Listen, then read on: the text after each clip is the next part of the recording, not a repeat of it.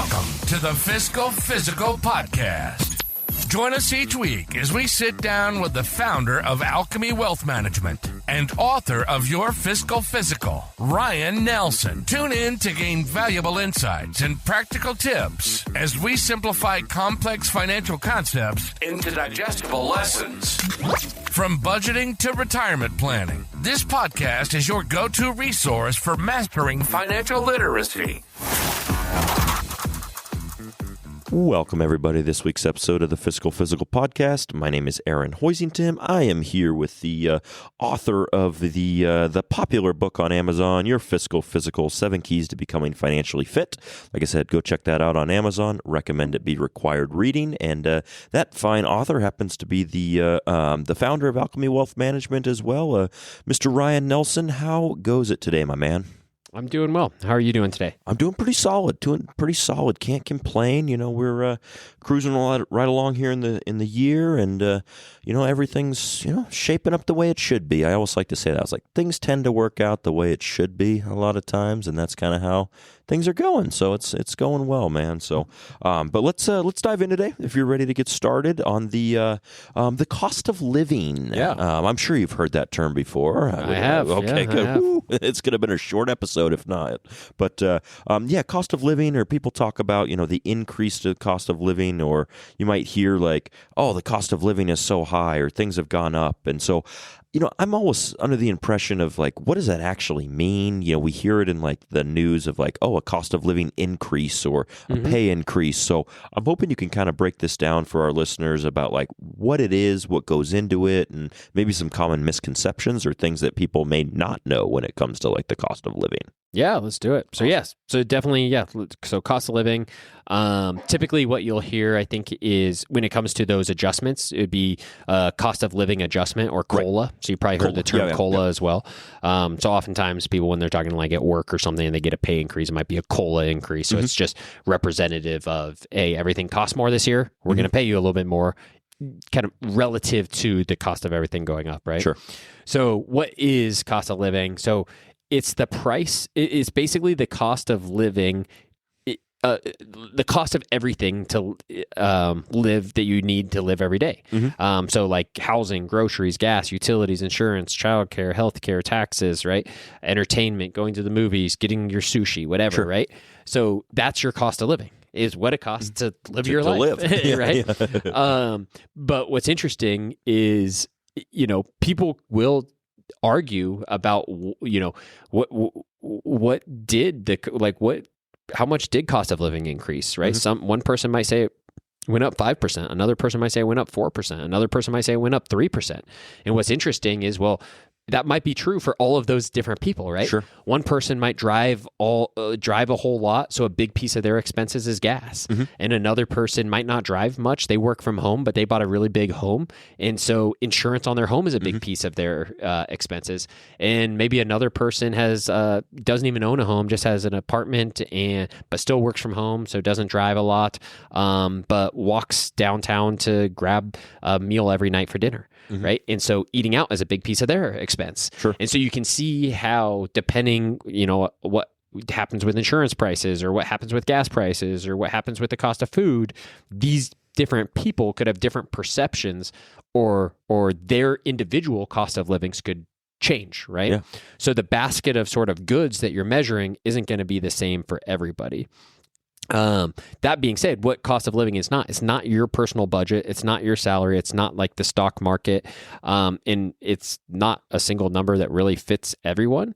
But that being said, so what people are generally talking about when you're hearing about cost of living, people are oftentimes talking about inflation, which is just things costing more every day. Right. Or they're talking about the cost of living comparison. So either year to year or city to city. So you might see what the cost of living is in San Francisco versus Reno. Right. Somebody living in San Francisco probably pays more than somebody living in Reno for the same lifestyle. Sure. Right. And then COLA is that increase, that like planned increase that can keep up with these cost of living increases. So for most people, the main thing that's going to affect this is housing. Again, we gave some examples earlier where maybe for one person, gas is the main driver. For another person, maybe cost of food is the main driver. But in general, from a population standpoint, the biggest driver is going to be housing. And one of the biggest drivers of that is mortgage rates, which is tied directly to interest rates. So you can imagine how all of these things sort of tie together. But now if we were to kind of apply this to the sort of real world, so to speak, there's something called CPI, which I think we've talked about on a previous episode, but that's the Consumer Price Index. And so this is a government statistic that they put out that tries to represent this cost of living sort of generally. And so this is a standard basket of goods, so to speak. So it might not be, like we just said, there might be three different individuals with kind of three different lifestyles where their cost of living is all different, right? This is a government metric, CPI, that tries to standardize this and has a standard like basket of goods, if you will. Interesting. Yep. And so oftentimes when you're looking at like COLA increases at work, usually your work is using like a probably a government statistic, right? To gauge how much they should be giving you. But again, your true, so the CPI, this government number might say one thing, your true cost of living might have done something different, right? So again, if you're spending a lot of gas and gas went up a lot, you might say, man, it feels like I'm spending a whole heck of a lot more, even though the CPI number is saying it didn't go up by that much. Right. Or it could be like, you just say you change jobs where you say you were commuting every day to, 50 minutes each way. Now you get a job that you work from home. Suddenly you're, instead of spending, $200 a week on gas, you're now spending, 20 or something like that. And you're like, wow, it's everything's saying on the news that cost of living is through the roof, and I'm like, I don't know about that kind of thing. So I get now it kind of makes sense like why it's like kind of a generalization, that basket, but it's like not an end all be all for each individual person with it too. So and you'll hear people say like or like you might hear on the news like, oh, inflation is under control, or inflation is back at like or near the target, but then you say like you're looking at your own spending and you might think, man, it doesn't feel like it. It feels like I'm spending a lot more. And those two things could both be true. It could be that this general sort of basket of goods that the government measures for CPI that they try to use as sort of representation of the country as a whole isn't maybe super relative to you. And so it's possible that maybe this is under control, yet for you as an individual, the things that you're spending your money on have increased at a faster rate, right? So both of those could be true. Why you want to be aware of this cost of living is imagine if your income stays the same, but everything around you starts getting more expensive. You have less money to save for retirement, less money, right, to put into your emergency savings. Maybe you have to start taking debt. So your cost of living is obviously an important variable when it comes to your financial security, if you will. For retirees and pre-retirees, it can be or like a retiree, for instance, could be challenging. They've already made decisions. Maybe, if they retired 10 years ago, they will have potentially made decisions 10 years ago to plan for something and maybe already set something in motion. And as this cost of goods start increasing more and more and more, it could adversely affect their goals, right? So when you go through this retirement planning, it's really important that you're factoring in these cost of living increases and doing it in a conservative and responsible way. But if you wanted to go about trying to kind of track this yourself, I think there's three main things you could look at. So if you said, okay, I want to get a feel for this myself, you could look at housing, food, and transportation. Sure. Yeah, big three. Yep. And so then you could start to build almost your own little CPI index, right? Sure. Your own Aaron Hoisington cost of living index. We'll call it the AH. Yeah, that's going to catch on. I can already tell. Yeah. What is that? AHCLI. Yeah. Rolls off the tongue. Yeah, it really does. And so you could start to get a feel like, okay, what am I paying for housing and food and transportation? And then what's interesting is you could look at the previous year and say, what did I pay for housing, food, and transportation the year before? What did I pay for housing, food, and transportation the year before that? And then you could start to see, oh man, I'm paying 10% more year over year, or actually my expenses barely budged. Right. I'm locked into this mortgage. I'm paying maybe less in gas. I'm not commuting, and my food, it hasn't actually affected us that much. You might actually see that while other people, the CPI number's gone up, you might even look at yours and say, oh, I've actually spending less, right? So that'd be a way where you could sort of create this cost of living almost index, almost a personalized cost of living index that, of course, would actually be more relevant to your situation. And then another point I want to bring up is these these COLA raises. So at work, again, you might hear, hey, we're doing COLA raises, or our raises are based on COLA. And so why that's so important, or how I'd want to think about these, is that, if you get a COLA raise of 3%, in theory, what that's doing is saying, hey, the cost of everything around you got 3% more expensive. Also, we're giving you a 3% pay increase. So in reality, you just broke even. Right. So if you go say, oh, cool, we got a COLA raise of 6%, and you go say, now that I have more money, I'm going to go buy a new car. Sure. The reality is you were actually only kind of breaking even. And very likely by going and buying that new car, you've kind of put yourself behind the 8 ball there, right? Now, that being said, if you had created your own kind of a cost of living index for yourself, you might realize, oh, cool, we're getting this 6% COLA raise. The cost kind of inflation across the board, or cost of goods across the board, was 6%. But for me, I didn't actually experience that. So maybe you will be in a better spot, or maybe you'll be in a worse spot. Maybe you'll realize for yourself, like, wow, yeah, it makes sense that the general cost of living increased by 6%, but my personal cost of living increased by 10%, and I only got a 6% raise. I'm going to have to tighten the belt or bootstraps or whatever, tighten the belt. So something to think about there. I would say from, as you start to think about this, you can't control inflation. But what you can control is things like where you live, what house you choose to buy, right? So you can choose if you're living in San Francisco or a suburb of San Francisco. You can choose if you're living in downtown San Francisco or Reno. You can choose if you're living in Reno again or New York, right? So where you live is big, and then what your housing choice is in that city is big. Are you in an apartment, a condo, a house you can't afford, a house you can't afford, right? So those are going to be big. What car you're driving. Are you driving a $4,000 used car, or are you driving a $100,000 super cool Tesla, right? Those choices can have big implications. And then just reoccurring spending. So yeah, if you're going out to eat every night, take a look at that. So kind of going back to those big three we talked about before for creating your own, like in theory, personalized index, your housing, food, and transportation, those are the things you can control. So even though you can't control that things are getting more expensive, you can control how often you go out to eat, or you can control what house you buy. That's interesting.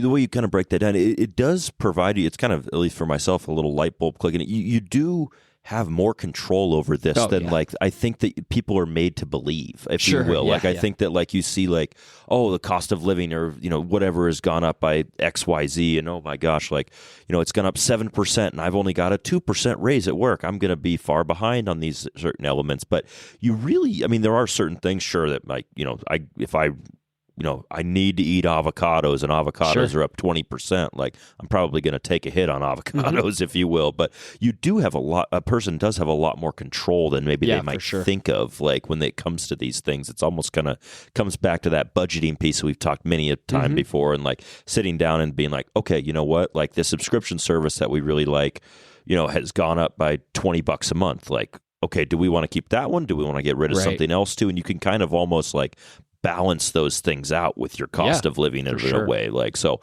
that's interesting. Just how you're talking about that, it kind of makes me think that I'm like, oh yeah, I actually have more control over this than maybe I thought coming into this conversation, if you will. And even, so let's use your avocado example. So let's say avocados went up, by a lot. You could start to then still apply your own values to this. So if you say, man, I really want avocados in my diet, and they went up, man, that stinks.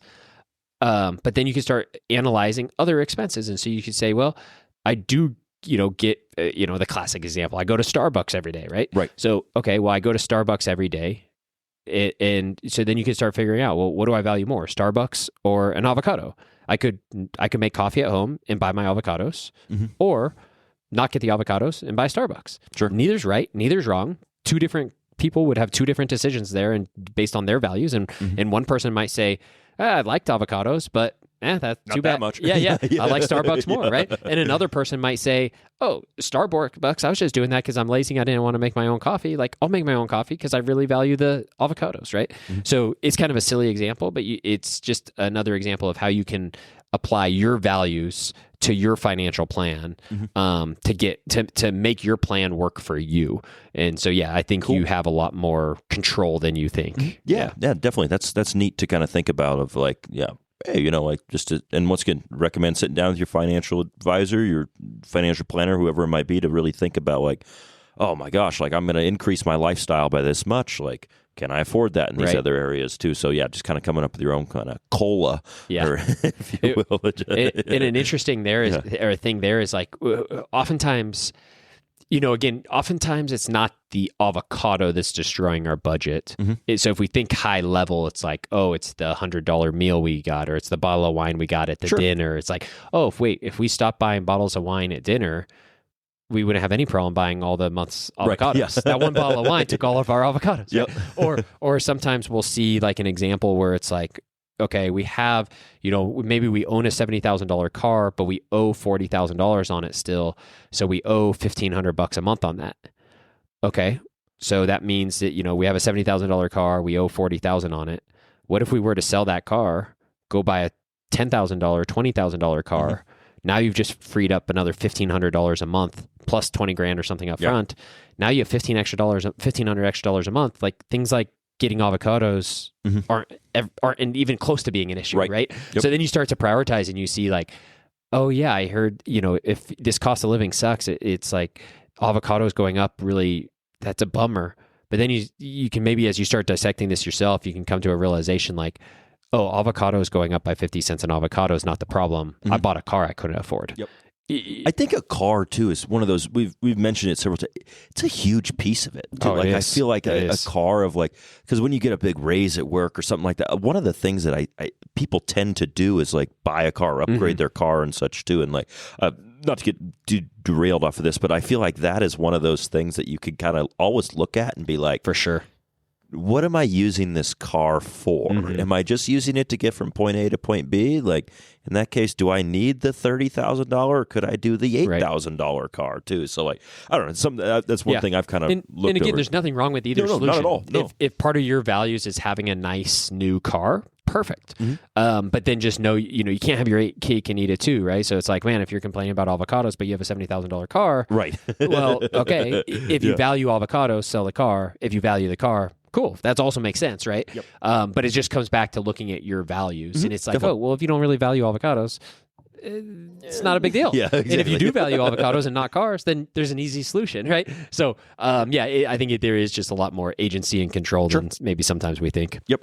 Awesome. I like it, Ryan. Anything else to add on this one before we wrap up to the personal section? Let's move on to the personal section. All right, everybody, hang tight. And now, to put the personal in personal finance. Welcome back, everybody, to this side of the Fiscal Physical podcast. I am Aaron. I'm still here with Mr. Ryan Nelson. And Ryan, for this episode today, I got a question for you. What's something you're currently working towards? This can be in your personal or professional life. I'm curious if there's something that you're trying to accomplish these days. Yeah, like a goal. Yeah, like a goal, if you will. Yeah, I think. I'm super goal driven. I like goals. I like thinking about goals, documenting them. I like KPIs, key performance indicators and stuff. And so I have lots of goals. I have goals for my goals that people I'm sure think are like super silly. I have goals for what my resting heart rate would be, what my heart rate variability would be. I got goals on my macros, nutrients that I eat in a day. I got fitness goals. Probably around the time of this recording, I'll be doing a high rocks. So goals around that. Certainly business goals. I have income goals for myself, income goals for the business. I think that I have, you got a lot. I really like goals. I like that saying, like what is it? Something to the extent of like what gets measured gets improved, or I can't remember what that saying is. But I think, I find for myself, at least, if I don't, let's take heart rate variability, for example. one of the main things, at least for me, that's going to improve heart rate variability is my sleep quality. If I just never check my heart rate variability, then it's just going to be what it is, right? Like just the fact that I look at it every day and I have a goal for what I want it to be, it helps then, when at night, like, oh, should I watch this YouTube video? No, I have this stated goal of raising my HRV, which means I need to get more sleep, which means I should go to bed now. So now I'm making this very small incremental decision, but puts me in a better spot. Whereas if I didn't have that goal, it'd be like, yeah, might as well watch this YouTube video. It's not affecting me in any way, right? I think I like goals, so I got tons of goals. What about you? I like it, man. I mean, I love that. Like, it just having. I also enjoy, like, it's funny.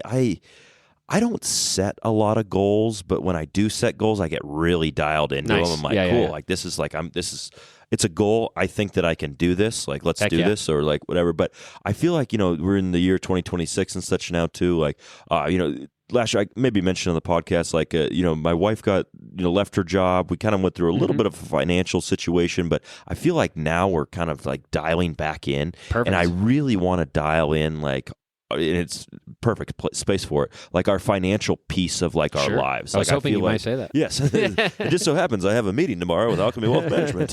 But I do think that it's a great opportunity to kind of take stock. I'm 35 years old now. I have a kid. Like, this is, I feel like we're both relatively stable in our finances right now, of really getting like those outliers, those weird like things that I, get our debts paid off, like be like, cool, what do we want to do? What do we want to save for? We now have this, like, and kind of work towards more of that financial freedom. Absolutely. And I think that that's like my big goal for 2026 is like, cool, this is what I want to do. I want to have a great handle on this to where, like, if I want to do something, like, I can do it, right? Like, but I also want to make sure that my other things are taken care of first. Like, so kind of a broad, overarching, like, you don't really, how am I getting there kind of thing. But it's definitely like I'm taking steps to be like, cool, let's pay this debt off. Let's do this. Now we have this extra $400 a month.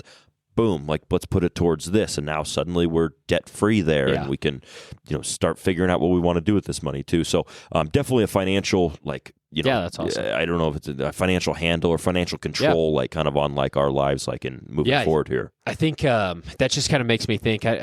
So, like, financial freedom, the way I think about financial freedom. So let's say I have a goal of being financially, reaching financial freedom at like age 50. To me, that would mean at age 50, it doesn't necessarily mean I have to retire at age 50.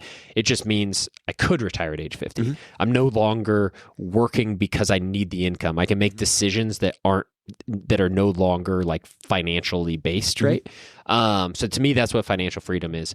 To me, kind of what I just heard from you would almost be like what you're striving for is like financial freedom light, or like financial freedom junior or something, right? Yeah. And so it'd be like getting you on track for that financial freedom. So it's like, hey, I'm now saving enough money per month to get to financial freedom. It doesn't mean you'll reach financial freedom today or tomorrow or next week or next month, but you're now on track to your plan, as opposed to what I find is a lot of people, they have stress because they sort of know in the back of their mind, like, I'm not even on track to accomplishing my goals. I'm building more debt, not subtract. I'm moving in the wrong direction, right? And so it sounds to me like what your goal this year would almost be to not necessarily accomplish financial freedom, because that's probably can't happen in a single year, right? But to basically accomplish getting on track for that goal, which I find does, for a lot of people, and myself included, create this almost, again, financial freedom light, where, and now you're saving enough to accomplish this future goal. Now it's alleviated so much stress from you. I'll have to think about a term I should call that, because I'm kind of thinking about like that concept for the first time now, but we should have maybe the industry does have a term for that already that I could steal from somebody else, but it seems like there should be a term for that, where that in itself reduces a lot of stress on your behalf. 100%. And you just start feeling like, even just when you're on track, being a couple months into the year at this point, like, being like, oh, okay, cool. Like, having, like, no longer having X debt, or like, cool, these credit cards are all paid off now. We don't pay anything in interest for these things. Just getting those guardrails like established, like, is huge. And now I'm like, all right, now we have the means and the resources to continue like down this path too. So I'm curious how it's going to go throughout the year and such too. So I'm excited about that and kind of getting back on track with everything. So it's a great goal. I love it. A big big long-term goal, like not something I'm like, cool, I want to lose 30 pounds, like, but maybe I should lose a little weight now thinking about it, but I think that's something I'm looking forward to working towards, like just as a family and as everything and such. So that's a great goal, and I think we could just round it out with adding a little heart rate variability goal to that, and you'd be all set. Absolutely. We few things can't have that added into it. That's what I've learned over this conversation. So awesome, Ryan. Well, appreciate it always. Listeners, let us know your goals. I'd be curious to see what you guys are working towards here in the first, second quarter of the year, towards the end of the year, whatever you guys are, have those goals. Always curious to see what people are working towards. So, Ryan, with that in mind, I'll let you finish us off here, my man. As always, stay the course. Thank you for joining us for the Fiscal Physical Podcast. Until next time, happy listening. And as always, stay the course.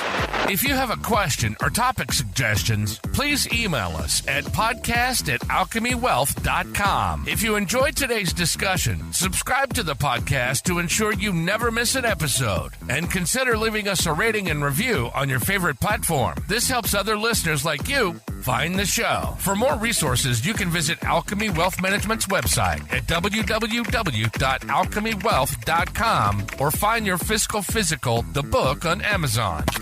We'd be remiss if we didn't mention that personal finance is just that, personal. Please don't take anything we say as advice. The preceding content is for informational and entertainment purposes only. It's not an offer or a solicitation, nor should it be construed or relied upon for tax, legal, or investment advice. It doesn't consider your personal financial situation or objectives and may not be suitable for you.